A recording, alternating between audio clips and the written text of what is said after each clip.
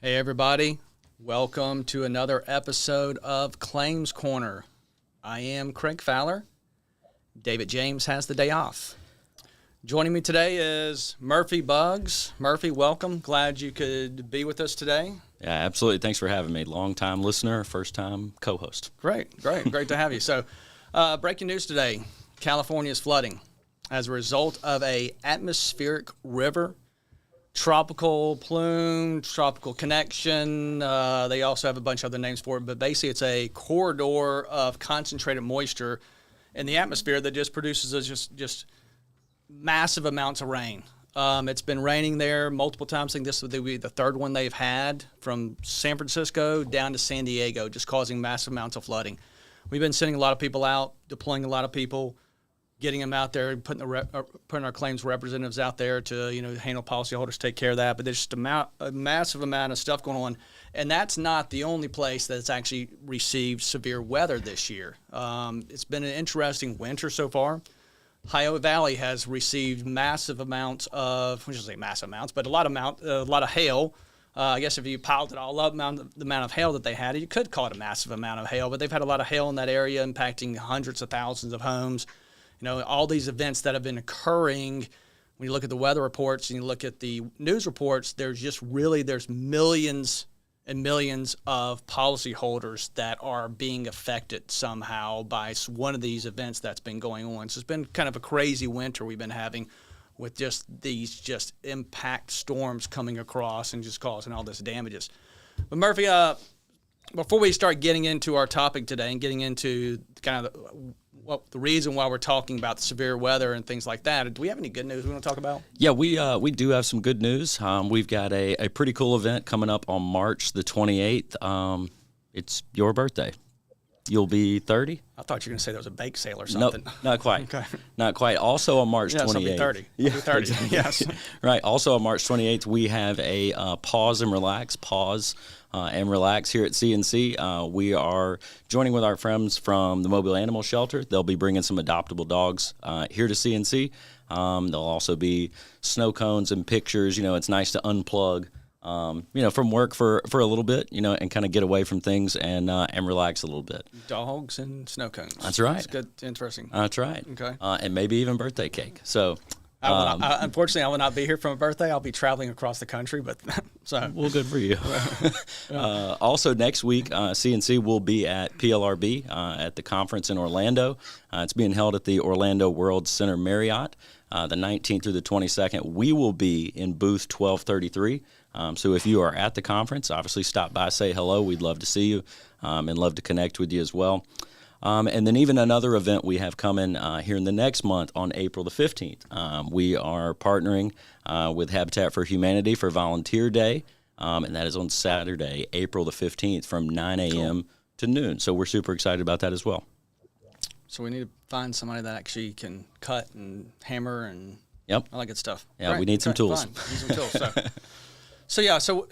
As we're talking about all this severe weather that's happening across the country, what we're seeing, we're seeing record number of deployments of adjusters, both in California, both in the Ohio Valley area. We're just seeing a record number of that. But we've also seen a record amount of payout. Yes, we have. And the payouts and how this kind of has been affecting the insurance industry.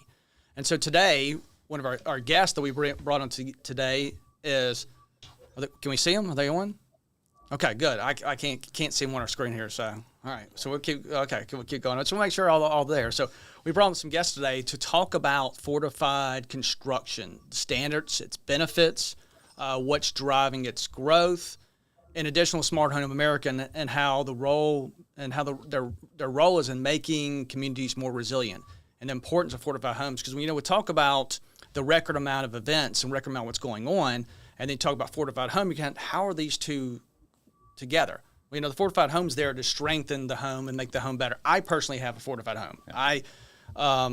My insurance agent was gracious enough to direct me through this whole process, tell me how to do this and get me involved in this, and I got a fortified home. So when Hurricane, I think it was Sally, I don't know, all the hurricanes kind of blend together. When Hurricane Sally came through, I had tons of trees down in my yard, stuff damage everywhere. My neighbors had roofs torn off. Next door had roofs torn off. My roof actually did not sustain any damage because I have a fortified roof. Now, in the adjuster community, when they hear something like that, they're like, well, that's just pretty much taking my job away from me. And that is not really true. It's fortified homes don't put a barrier around your house that prevents it from ever being damaged. It just helps strengthen it and fortify it to a point where there's less likely amount of damage. But there's still a tree that can fall. There's still something that can hit. There's still something that can happen to that roof or that house or that structure that actually causes it to be damaged. And that's kind of what we're here today to talk about is fortified home, the benefits, what to expect as an adjuster, to understand as an adjuster when you go out there and assess one of these claims. Because like I said before, it's not a barrier to protect it. It is going to eventually, some point or some time, something's going to happen to it and there's going to be damages to it. We have to know what it is and how to properly estimate it. And I think that's the bigger part of this as well, is when you're dealing with a fortified home, it's not your standard construction. There's an increase in the construction. There's more that goes into the construction process. And as a result, that actually estimate ends up might be a little bit more. The cost to put it back to repair it may be more. Yeah, for those materials. Yes, yeah. Absolutely. And you got to understand how to apply that to an estimating program, how to identify it as a fortified home, what level of fortified home it is, and really understand and be able to take something like this process that we're doing here, this claims corner, and be able to communicate that back to a policyholder. And understand you have a fortified home too. Yeah, I do. And I think it's important also for an adjuster to understand what goes into it because it obviously affects that policy. I know when I got mine, the certificate of fortification was, it's a big deal. You know, when I was told by the contractor, make sure you keep this, provide it to your agent because it will go into your policy premiums and, endorsements and things like that. So I think it is important to understand not only what it does and how does it strengthen the home, not put a protective shield over it, but how does it, strengthen the home, and also, how does it necessarily apply to their policy, and how does that affect you as a field adjuster or as a desk adjuster when you run across a home that has one of these? Yeah, absolutely. So today with us today, Alex, Julie, and Carl. And I'm gonna let y'all introduce yourselves. Tell us what your roles are, what your titles are, and we're ready to hear all the wonderful things about smart homes, fortified homes. And I will just make one request. Carl, you can only say 2 words. That's it. No, Carl's going to introduce us. He has to say more than 2 words. Okay, Carl, go ahead. But I know where you're coming from. I was gonna let you say your name only, and that's it. Craig, don't worry. I've got good competition here for talking a little bit more than average. For those that didn't hear us the last time we were on, I'm Carl Schneider Insurance here in Mobile, independent agent, broker, representing major carriers. I've been working with the Fowler family for years. And the Fortified Home Program is something that came about for Alabama back in 2006. In 2008, we started a nonprofit called Smart Home America. And the whole purpose was to look for solutions for consumers that couldn't either find insurance or afford insurance. So we came up with the concept, if you build it, they will come. If you build the home stronger, the insurance companies will come back. And today, we're up to 44,000 homes in the United States that meet this standard. To my left here, I have Julie Woodard. She is our executive director for Smart Home. We've been with us since 2014. Runs the organization. We are countrywide now. Work with all the major carriers. To her left is Alex Cary. Alex originally was with Habitat for Humanity, talked her into helping me with Smart Home. She was director, and now she actually works for IBHS. So they're going to go through a presentation on who is fortified, what is Smart Home, and why it's important to the claims adjusting industry. Is that quick enough, Craig? I will accept that. Yes, that was very good. Where are they? There he is. Yeah, that was. Did you not hear me? That was very good. That was acceptable. Oh, yeah, no, you guys went away for us. You're back. Okay, we're back. Yeah, go. That's great. I appreciate keeping it very simple. That's perfect. And yeah, I'd love to hear about it. All right. do your viewers see the screen, the PowerPoint? Yes, we do. All right. Okay. So we are going to tell you all about Fortified and how it is just a little bit of beyond or above the codes that are in many, many states. So you all live, So right? we're on mute. All of the adjusters live this life. And I'm just going to tell you now, the camera's there, our PowerPoint's here. I'm not ignoring you. Weather's not getting any better. Losses are not getting any better. We're seeing this year after year. We're expecting it to get worse. So there has to be a way to build a little bit stronger that can take repetitive hits, that we're not having entire communities displaced. So at Smart Home, we're not really about the Internet of Things. That's like the last thing we think about. It's really a home that's built that can withstand the wind, can withstand the water, can resist the flood, is energy efficient, and has really good insurance wrapped around it. Insurance is an economic resilience for homeowners. And the way we do that is we pretty much establish a set of building blocks in a community from a community to a state level so that homeowners are incentivized to build better. Contractors and roofers and insurance agents understand what that building methodology is. And then it just becomes part of what that community does every day. And Fortified is the cornerstone of what we educate on and what we work to have policy and code support. So our job is to educate every entity that touches a built structure. That includes adjusters, because you are there after all the bad weather passes, and you're there to help get all of that information into a way that can be used so that that homeowner can receive that funding that they need to get their house back to where it was before the weather started blowing. And so you're one of the stakeholders that we consider part of our community to educate. So we partner with IBHS on a daily basis. We travel hand in hand pretty much everywhere to educate on Fortified and the suite of Fortified programs. And we take that science from the lab and we bring it to the community. And we partner at the federal level, at the state level, and at the local level. There are many federal entities now that recognize Fortified, and post-disaster monies are now recognizing Fortified as a method to rebuild to a resilient level. And you heard it earlier, Fortified does not hurricane, tornado, or flood-proof anything. Fortified doesn't even talk about flood. Flood is a separate peril. It is not wrapped into the Fortified standard. For us at Smart Home, you should be building to Fortified and flood, but you are gonna have shingle loss in a really high wind, and you are gonna have tree loss, and you are gonna have damages. So there will be a need for that adjuster to walk that path of putting that package together, because it does not proof it from any bad weather. So we are going to talk about building codes for just a second. Building codes work. We've seen it if it's enforced. So where enforcement is done on a consistent basis, those building codes, especially if they're modern, like 2009, 15 forward, building codes that are enforced work. There is a missing piece in all building codes, and that is the roof, except for the 2021 International Residential Code that finally brought in what we call the sealed roof deck, or the secondary water barrier. And so where we have seen destruction post-storm, where the codes were enforced, the codes worked. There was just always that missing link and that weak part of the roof. Fortified brings in that roof part and really brings home where code and Fortified meet is a truly resilient product. So it just elevates code just a little bit. Code is the minimum standard by law that any builder or roofer can obtain permitting and build those structures. And Fortified brings in the stuff in the house. So code has never really, it's not there for the stuff in the house. It's just to keep that structure intact and whole so that you can escape it. So it's a minimum standard of building. Fortified brings in, well, let's keep it intact, but let's also protect all the stuff inside that structure, including the humans, so that they can move forward and recover quicker. Reduces loss across the board.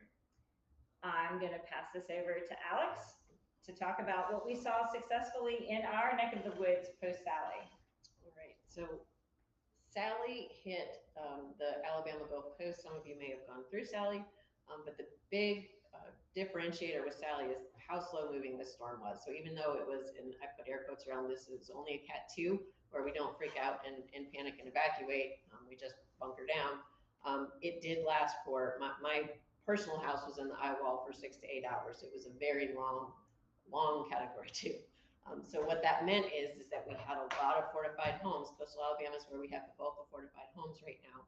And there are close to 37,000 of our 46,000 now nationally in coastal Alabama. At the time, we had 17,000 in the path of Sally.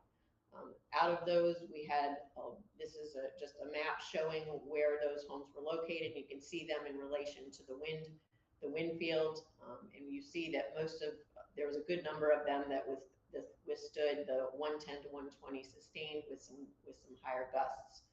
And out of that, we had about 95% of them with little to no damage and no claims. So we had a lot of success there with Sally. And that, again, the big deal was because it was such a prolonged storm that those roofs were exposed to wind and rain for a very, very long time. We saw a lot of this where we had fortified homes next to non-fortified homes, where the fortified homes did very, very well. And the homes around them, many of them had roof damage with water intrusion. This one in particular was an older home that was retrofitted. That's an important distinction. It can be done for new construction, but also existing homes. If a homeowner's re-roofing, in particular post-disaster, they can apply this, and we're seeing more companies offer endorsements for homeowners to re-roof to fortified. So we saw a lot of this where we had re-roofs that performed exceptionally well with no water intrusion next to neighbors who had blue tarps and lots of water intrusion. So I'm gonna just play this video from this gentleman who actually owned the house that was there in the middle of that screen. You know, one of the biggest lessons that I've been able to see is myself not having any damage because I have a fortified roof, and I didn't have the need for tarps, and I didn't have the water and storm damage. As I've been able to use my time that I had when I would be working on my house to help others. And that's one of the biggest things people need right now is help. You know, knocking on doors and meeting some of your neighbors for the first time, saying, hey, what can I do to help? And, you know, putting tarps up and taking carpet and furniture to the road. I've been able to, me and my family, we've been able to help others out because we didn't have any damage. So definitely feel blessed.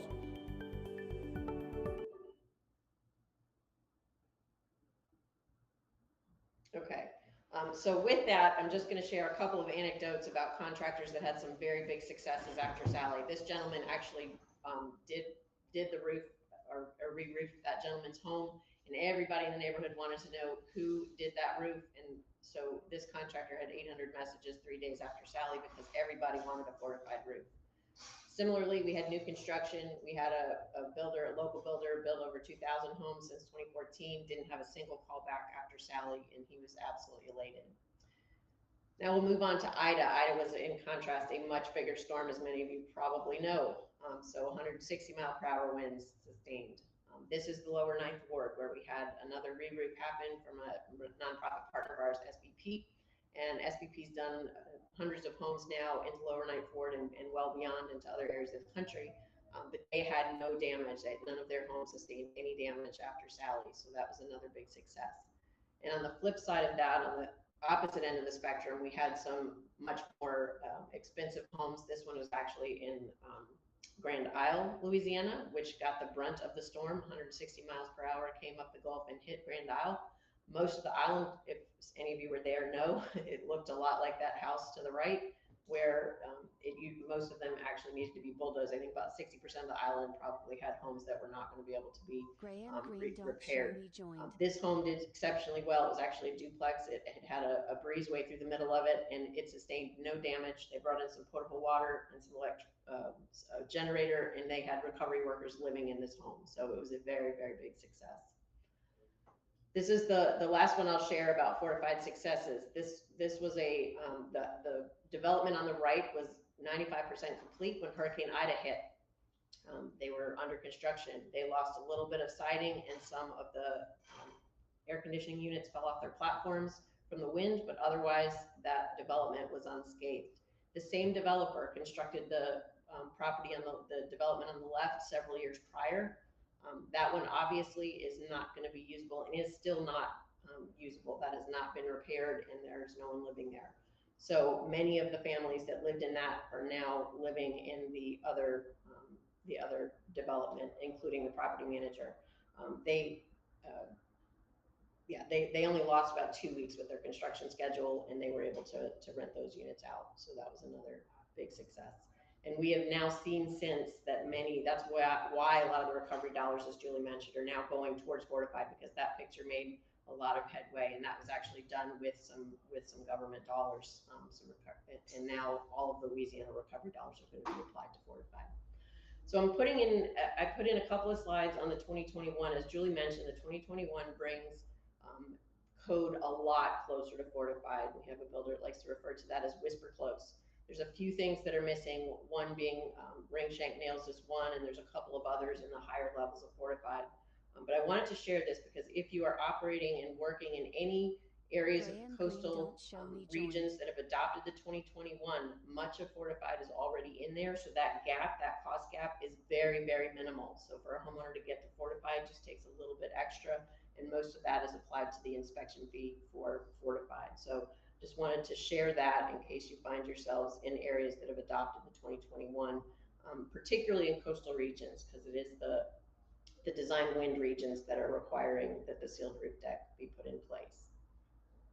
So I'm going to talk a bit about where Fortified came from at first. For those of you that are not familiar with IBHS, we're the Insurance Institute for Business and Home Safety.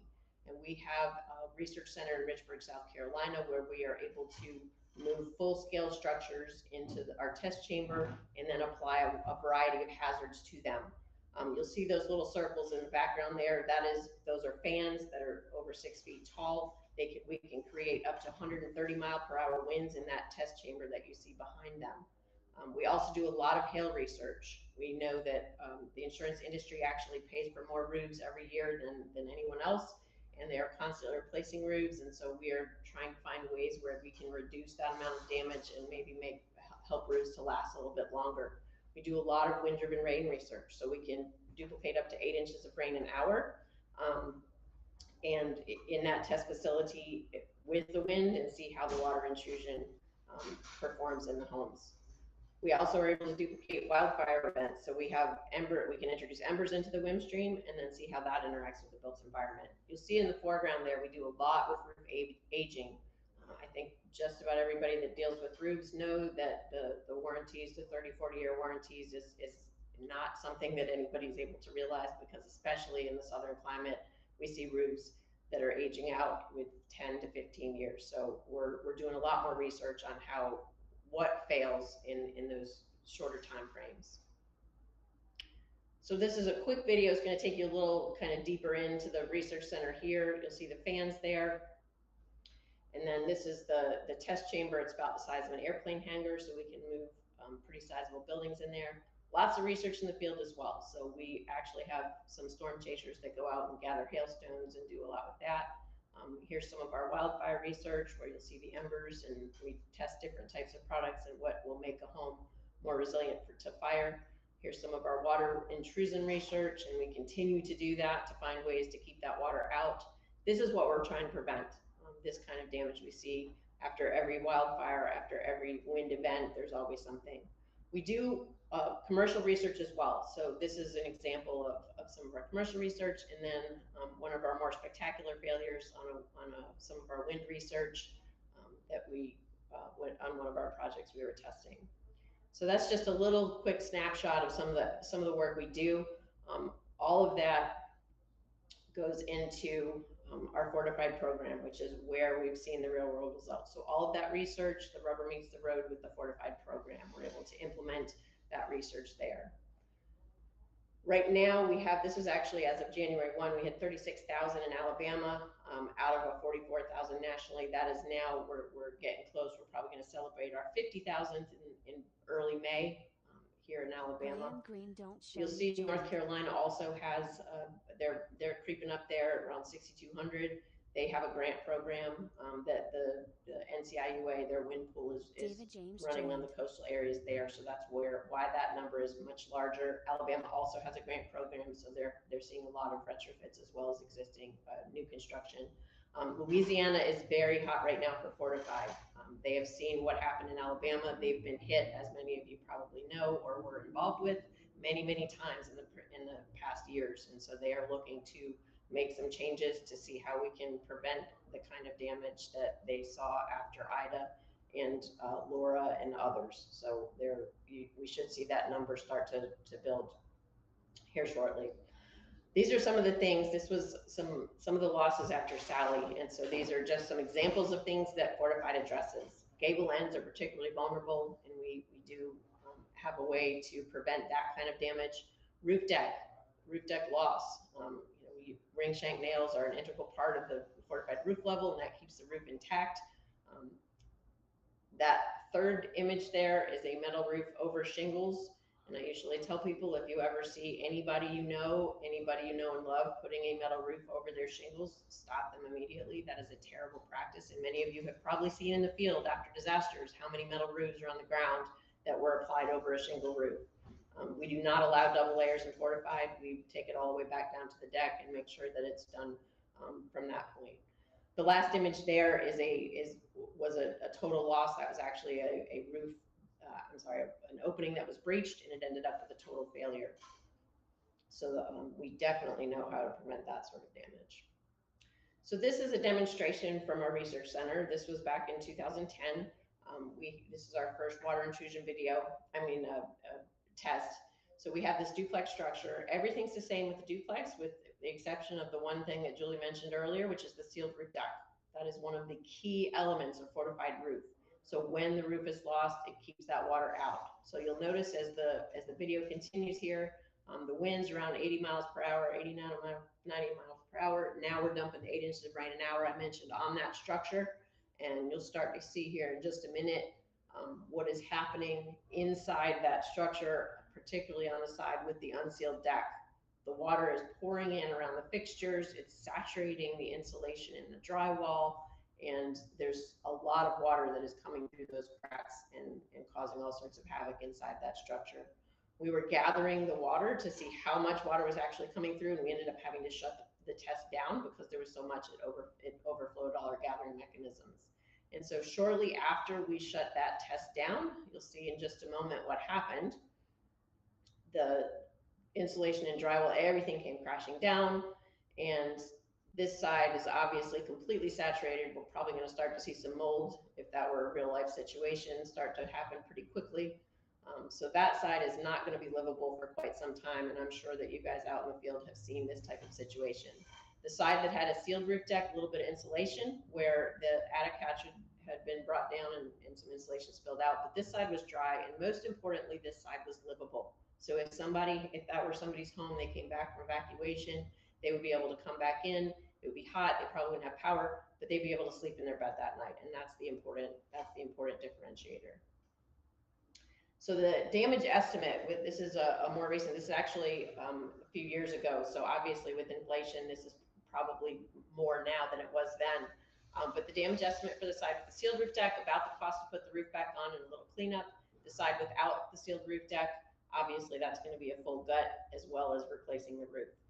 That is not including anything to do with loss of use or any other expenses. That's strictly to put it back together.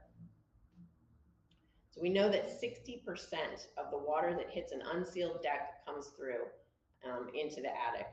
95% of that we can keep out just by sealing the roof deck. That was less than $500 worth of tape that prevented that much damage. So it's a pretty simple method. There are, show me joined. You guys experience this regularly, but about 70 to 90% of total losses every year are roof related, and the claims there are much more significant because of all of that water that comes in. So it's much more than just the loss of the roof. So I'm sharing this just to give you an example of wind, because wind is wind. So this is just a kind of a comparison between tornadoes and hurricanes. So you notice the EF ratings on the left-hand side, and then as you get to the center there, you'll see the tropical storm level and hurricane levels, just to give you a comparison. But wind is wind, and we know that after any given disaster, we can tell with great surety, as I'm sure many of you that are in the field and have been doing this a while know what you're going to see after any given wind event based off of the wind speed. It always starts with the roof, even in low level events. So the roof cover is lost. We see soffits and fascia loss. As the winds increase, we start to see the wall cover. I know I personally saw a lot of siding damage after Sally. As the winds continue to increase, we see roof sheathing, roof structure, and then ultimately total collapse. And I know that many of you have seen this type of situation out in the field as you're doing your adjusting. Now I'm gonna play this video through real quickly. Traditionally, the thought is that there was absolutely nothing you can do to prevent damage from tornadoes. We know that that is absolutely untrue. The tornadoes that hit, the 4s and 5s, are just a fraction of the storms, the size of tornadoes that hit every year. Most of them are lower level tornadoes. So we know we can influence the damage that occurs in low level tornadoes, and even in those EF4s and 5s, you'll see that where the EF4s and 5 wind speeds are in very small locations. All of those outer areas where it's EF0, 1, and 2, we know we can significantly reduce the amount of damage that occurs even in those periphery of the higher levels. Things that we're paying attention to, particularly in inland areas, is garage doors are very, very vulnerable. When a garage door fails, much more can be damaged from that, and we'll talk about that in a little bit. So the big message in tornado affected areas is really just narrowing the path. We know we can reduce the path of that damage. We do have 3 different programs. Fortified Home is what I'm focusing on today, but we do have a Fortified Commercial, and most recently we've launched our multifamily program. So we do have for each type of structure, we have a program for it. I'm going to play this video through, which will give you a high-level overview of the Fortified program, and then we'll go ahead and do a little bit about the process itself. Year after year, severe storms along the coast and far inland prove just how vulnerable homes, businesses, and communities are when it comes to natural disasters. To help prevent further destruction, the Insurance Institute for Business and Home Safety, known as IBHS, created the Fortified programs. Specific design and construction standards give home and business owners options to better protect their buildings against hurricanes, hailstorms, low-level tornadoes, and severe thunderstorms. A strong quality control component ensures owners are getting the protection they deserve. There are several Fortified programs, all based on objective, science-based building techniques.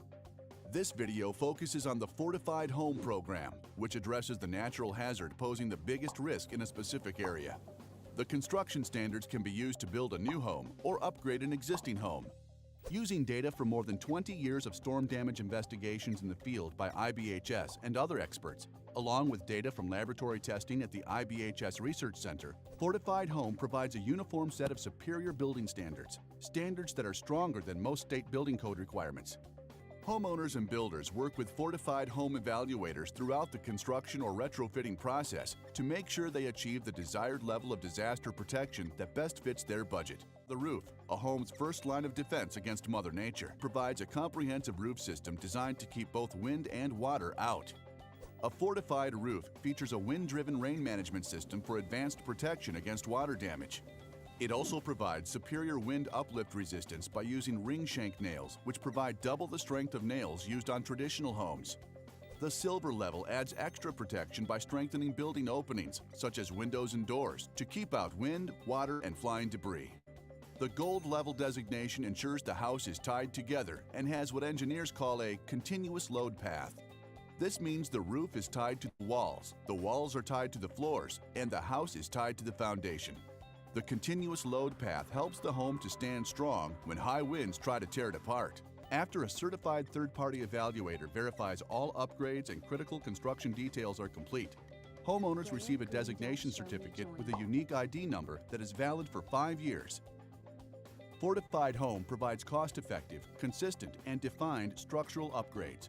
These science-based construction practices reduce the risk of damage from extreme weather events and deliver meaningful value to homeowners.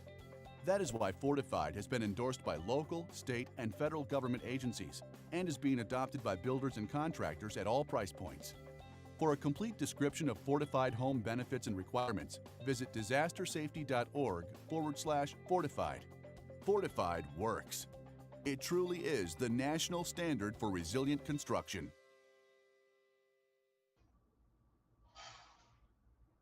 Okay, so usually the first question that comes after that video is what's the deal with the 5 years? So the certificate is renewable after 5 years. There's a lot that can happen to a home. Perhaps it had damage and somebody had to make some repairs. We want to make sure that if they did, they would include a fortified evaluator in gathering the documentation of the repair. Perhaps they also put on an addition to the house and they hired their Uncle Bob, and Uncle Bob isn't licensed and we have no idea how he constructed that part of the addition. So if that's the case, this home may not be eligible for renewal because of the lack of documentation of that addition. So there's a number of things that we're going to be verifying, that the home is still in good condition, that there have been no major modifications or repairs, and that the roof still has 5 years viable life. So it is absolutely renewable after 5 years with a very sort of topical, high level evaluation that follows up just to make sure that is the case. And then we will issue a redesignation at that time. So fortified is voluntary for contractors or builders, roofers or builders. There is that third party piece, which is very, very important. That evaluator is key in gathering documentation to make sure that that everything meets the standard. We do have a hurricane program and a high wind program in inland areas. And then just to reiterate, there are 3 levels. Everything builds off of the roof. It all starts with the roof. Each of those levels they'll work with the evaluator throughout the process to get the designation at the end. So eligible dwellings, new and existing homes, single family detached or duplex, even triplex. Townhomes are also eligible, but we do not certify we don't designate just one unit. It has to be the entire building is designated as the entire building. Each of the units will then get a certificate from that main designation.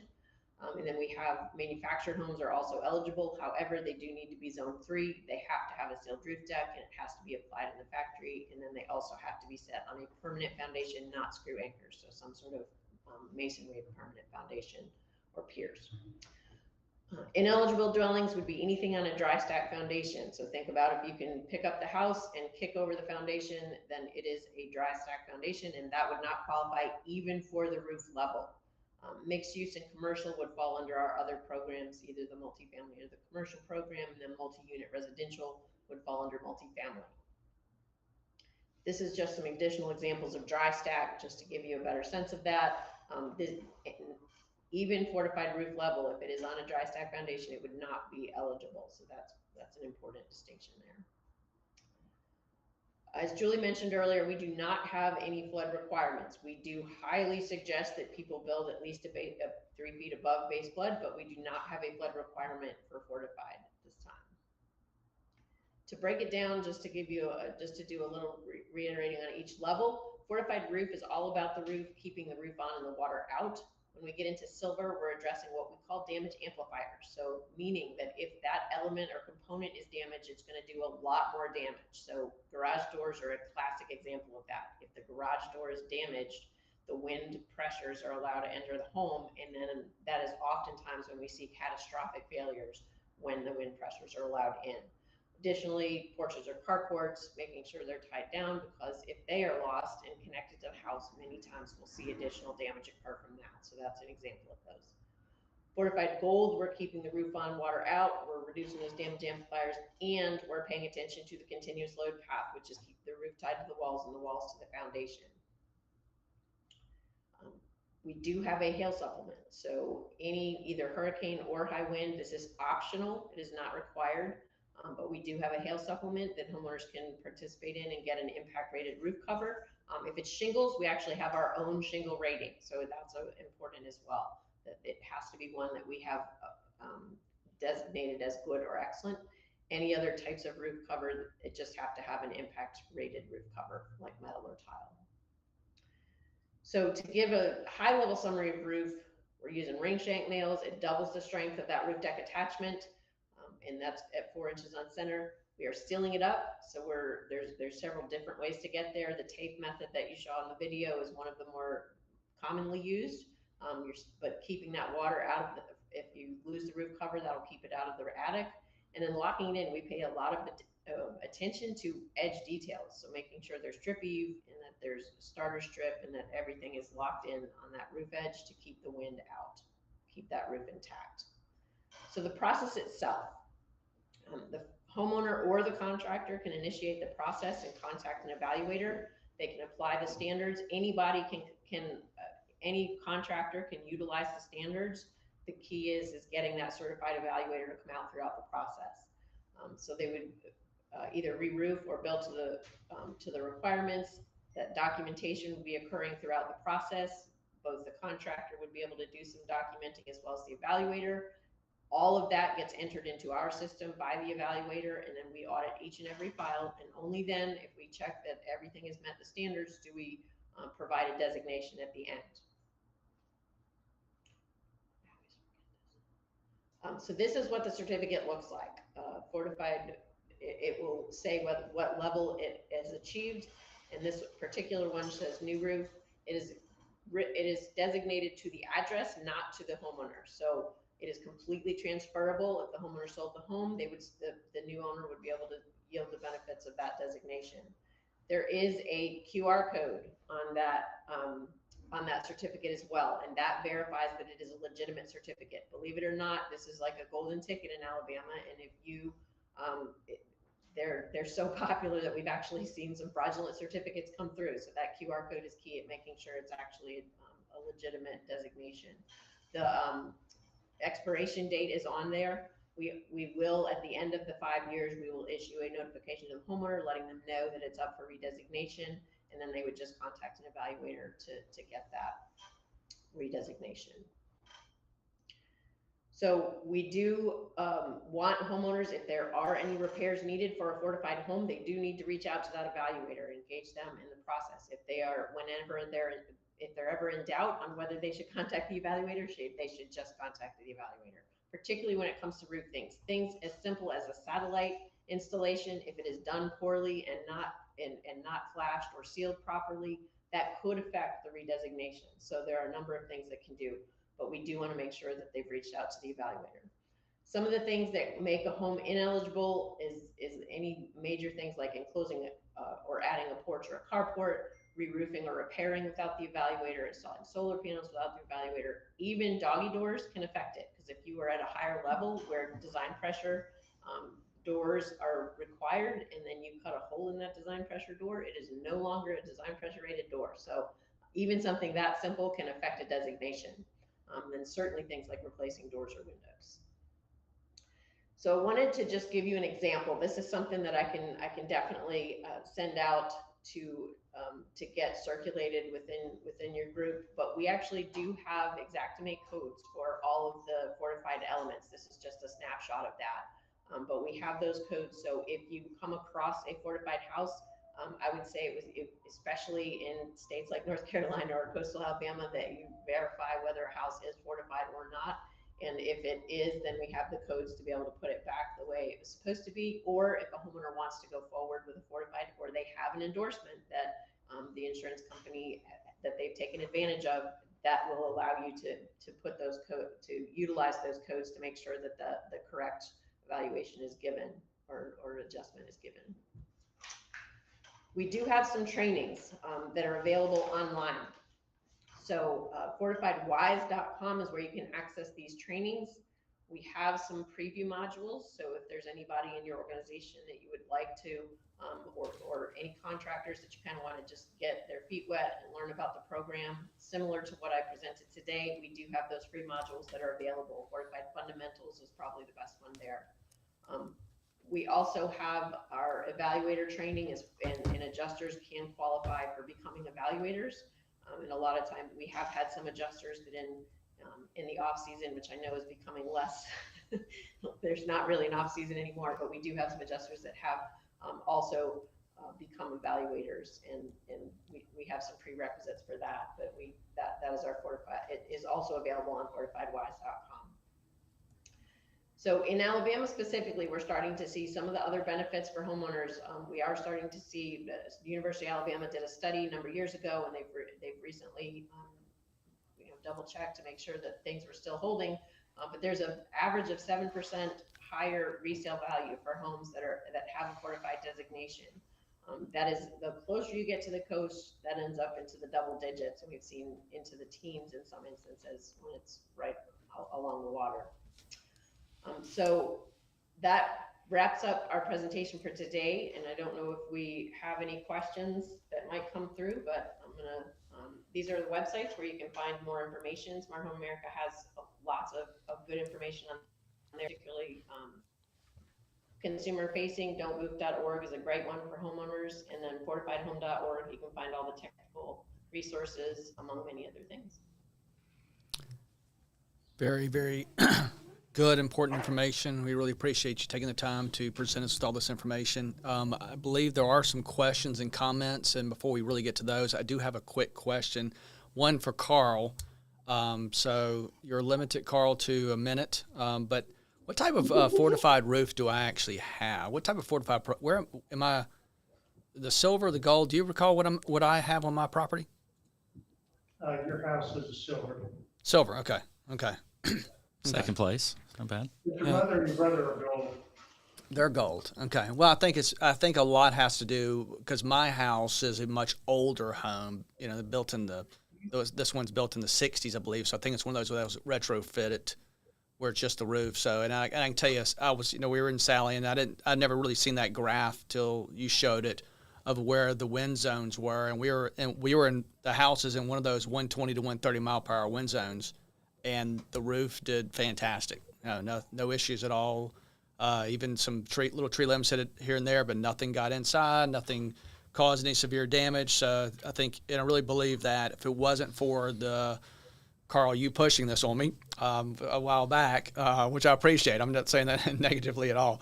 That roof would have definitely been torn off, and I would have had a lot more issues inside than what really developed just around the property. So that was a good thing. Another quick question: the research facility. When you see the kind of damages that are just, the how they actually occur, a lot of times the adjuster goes out and they don't really understand how something evolves, especially when it comes to wind-driven rain and water getting in a property. They don't really, you see the damages, but you can't, a lot of times you're trying to figure out actually how it occurred.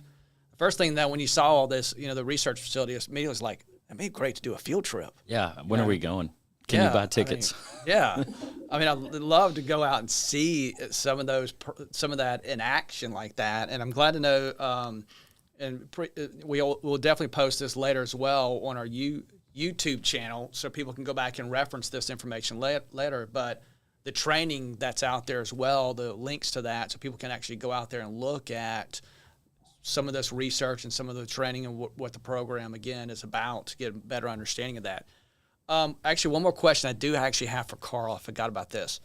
So I know my certificate is up, and I'm asking personal questions now. My certificate's up. I think I have to get somebody to come out and reevaluate it again. If somebody comes out there, and this is maybe a question for the whole group, somebody comes out there and they determine that there's something that needs to be fixed or repaired, or there's an issue, what is the process from there? What do I have to do from there? I'm going to let Alex discuss that. From an insurability standpoint, the insurance company is going to take the discount off your home until they get an updated certificate. But it's a matter of getting an evaluator to the house, reapplying. They have to actually get the information from IBHS on how the home was originally approved compared to the existing condition. We had this after Hurricane Sally. We didn't have any hurricane damage, but lo and behold, 6 months later, we had one heck of a hailstorm, and we had a number of fortified homes that were damaged from hail, and we had to go through the certification and re-roof every one of those homes. Same thing applies to your house. We have to verify, and that just means engaging one of the multiple evaluators out there. Okay. Yeah, Carl's right. You engage the evaluator, they'll come out and take a look. If they do find anything, they'll let you know, and then you just would make the repair, include them in the process if it's anything related to fortified that needs to be documented, and then we would still issue a redesignation at the end of that. But then I lose my discount. As long as you get as long as your certificate is renewed, you would not. You might lose it in the interim while your certificate is, if there's any time lapse between when you're renewing, but you shouldn't lose that as long as you maintain that certificate and keep getting it renewed. And most insurance companies will retroactively give you that discount from the date on that certificate. So even if you had a moment, right, of time where there was a lapse, because of the process of that reevaluation going on, it'll go back to that date where that was completed and it was stamped reapproved. Yeah. Okay. And if not, I'm calling my agent, yell at my agent for a little while. So, all right. Murphy, you have any questions? Yeah, I did have a couple questions. I know when you showed the map, you showed the amount that's really being done in the Southeast, especially Alabama, Louisiana. What would you say the percentage is? How much that's changed just in the last, say, year or 2 years? I mean, how much have those numbers gone up now that this program is obviously being pushed even more and more, and we're doing training classes like this on it? Yeah, I would say that Alabama's just been a steady rise, and that's been, largely because of Smart Homes efforts, and that all began back in 2010. That it was sort of a slow curve, but then it really shot up, and we're continuing to see, because all of the new construction is gold, and because of the grant program and lots of roofers pushing it, Alabama just continues to go up. North Carolina has spiked in the last several years because of their grant program, which has created some awareness around North Carolina generally. So they've really gone up. I don't have a percentage off the top of my head, but it's definitely in the last several years been a really exponentially growing. And then Louisiana started, I think, after Laura, we literally had, it was in like the 20 homes or something like that. Right. So they're now at, getting close to 300, and that number is going to go way up because of the disaster recovery dollars. I was just working with some folks yesterday that they're doing 2,000 homes in the next 2 years with the recovery dollars. So we've nearly doubled probably in the last couple of years. So it's really, really growing, and I think that's just going to continue to exceed. Craig, as states roll out their roof grant programs, Mississippi's working on one, Louisiana has one, Carolinas have one.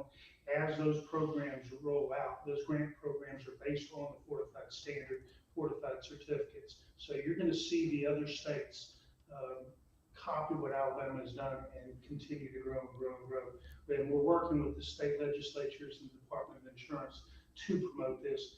And the insurance carriers are saying, hey, it works in Alabama, I guess it'll work in other states as well. So now the insurance companies are saying, hey, we won't insure your house if it's fortified below this area, but if you do get it fortified, we will insure it.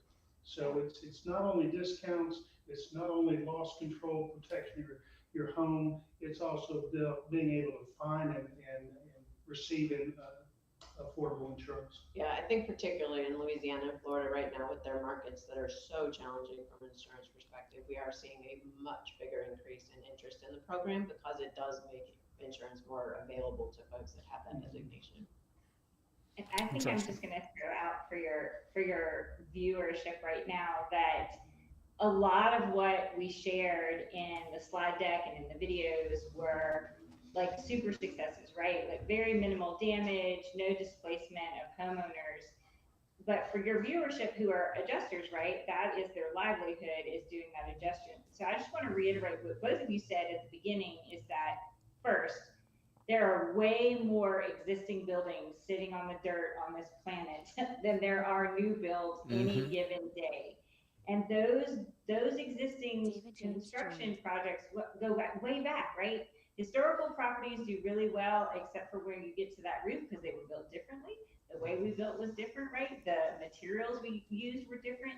But there are huge sections of the building environment from the mid-'80s into the 2000s where there was not really stellar building going on in that period of time. And because we were in a boom, right? We were building rapidly. It was like as many houses that could be built were being done. You're never going to be out of a job. The point of that is that you're never, ever, ever going to be out of a job as an adjuster, because the rate of destruction that we see is not slowing down. The number of existing buildings that we have in all the communities across the United States are still there. We are not catching up with new builds at this point. Very few places in the United States enforce code. So the things that are being built right now in many, many places across the United States are not even being built to code, much less to a modern code. It is a minority of communities that adopt modern codes and enforce them. So I would say Fortified is a tool in your toolkit. When you're in a community, you will definitely make friends with those community members if you're helping them to better build back and you are helping them figure out how that's going to price out for them after they've had a loss, because not all of them are going to walk that path. And you're going to be back in that community, unfortunately, over and over and over and over. So it does work. It does absolutely reduce the risk of loss on that structure, but it will never be 100%. Yeah. Greg, and for those communities that don't adopt it, that go through the continual damage, repair, repeat cycle, those communities are going to find themselves not being able to buy insurance. And if they do get it, the deductibles are going to be so high, there won't be a claim check. So the fortified homes are able to get not only lower premium, but lower deductibles. So it's self-serving to promote it as an adjuster and help the community build back stronger. Absolutely. Yeah, you made great, valid points on that because we're seeing that happening. California, Ohio Valley right now, there's still, there's places are still being torn up and damaged. I mean, it's going to happen. It's not, I think, I think with the information y'all have given us where we are right now, it's very valuable for adjusters to be at the forefront of all this, to see where it's going, to understand it better and not be at the end of it. And that's why, I think, Carl, when we were chatting and this topic was brought up, we were like, this would be a perfect thing for Claims Corner to get this message out, to get the information back out, to get it to out to the adjusters and to our viewers who are listening to this broadcast and right now, this presentation. Yeah. I think Julie, I know we have just a few more minutes here. Julie, do y'all have any questions that have come in? I believe I saw a few pop up. Anything? Yes, sir.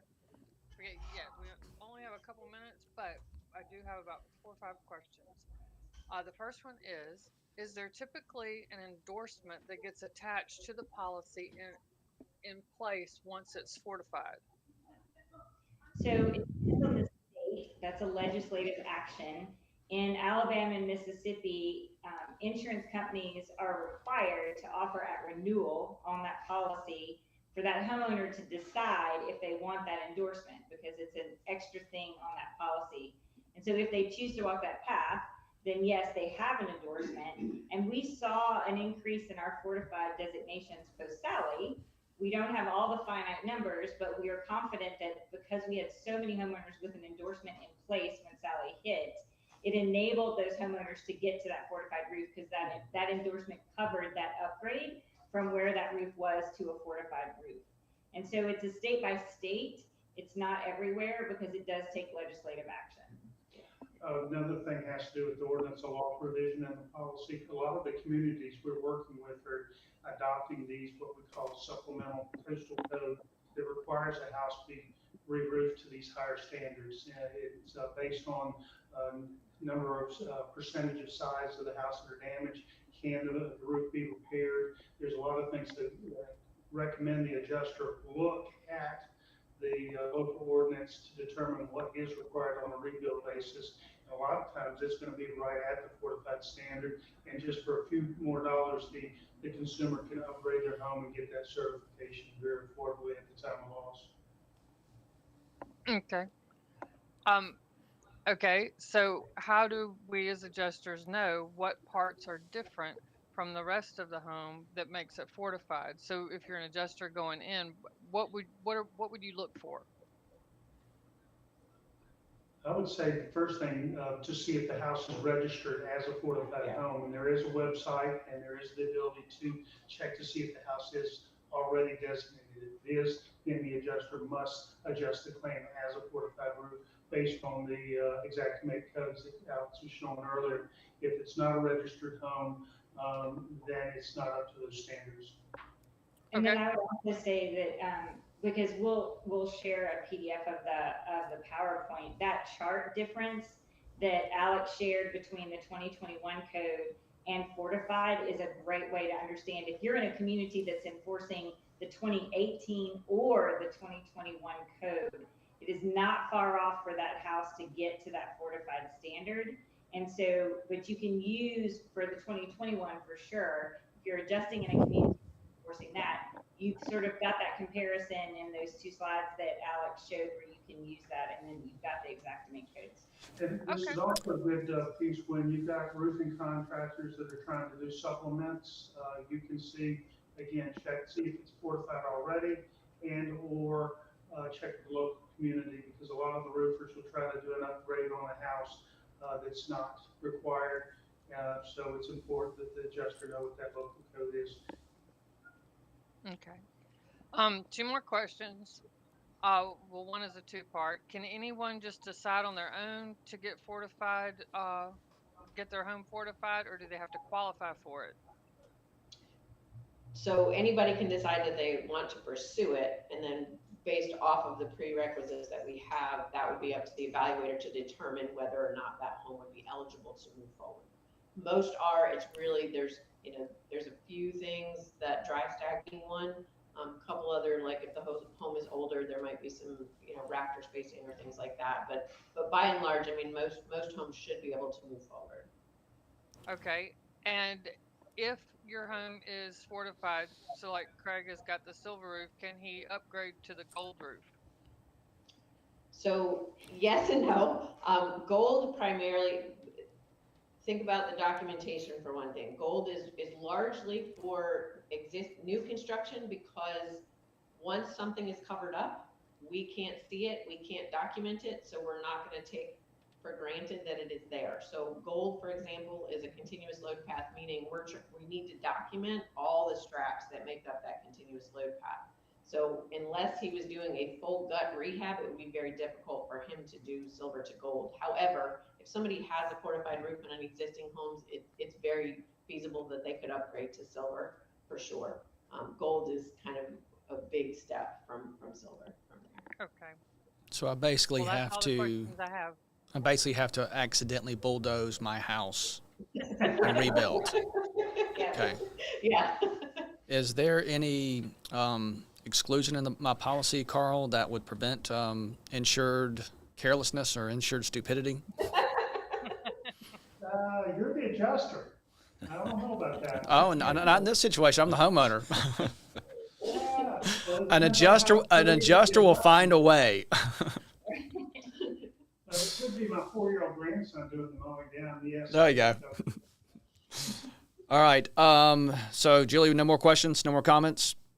No, sir. Murphy, you have anything else you want to throw in here? No, I just want to express a lot of gratitude to you all for joining us today, and obviously for our guests as well that did the presentation. Fantastic stuff.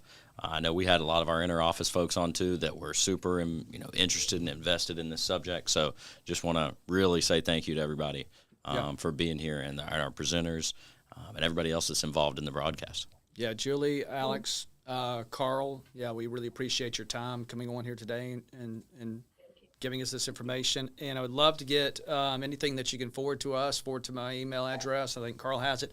Love to get the information like on the Xactimate codes that y'all have out there and any other things. And when there's an opening and you allow us to go to the research center, I'd love to come up there and take a field trip. We might need to organize a claims corner field trip.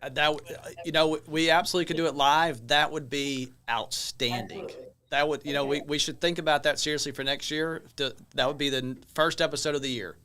So that would be our premiere episode. I love the idea. So we could tease that for a year. Yes, Yeah. absolutely. We can tease that. Absolutely. Again, we greatly appreciate the information y'all provided us on fortified homes. I think it's extremely valuable information for us as adjusters to be able to gather this and be able to understand it when we're out there in the field, just like you're kind of mentioning about contractors and other things out there when you're looking at a property and you're understanding, is this fortified or not? And then really being able to just have to understand, in a sense, that language to be able to communicate back to people. And even in a sense, you're out there, you're looking at a home that's destroyed and that's damaged, and how many people really know about what to do in order to rebuild to that level. And with this information now, we can actually educate a little more as well about the options that are out there. And again, thank you for being on. And we really appreciate everybody being on today. And thank you for your time. Y'all have a great day. Thanks, everybody. Goodbye. Thank you.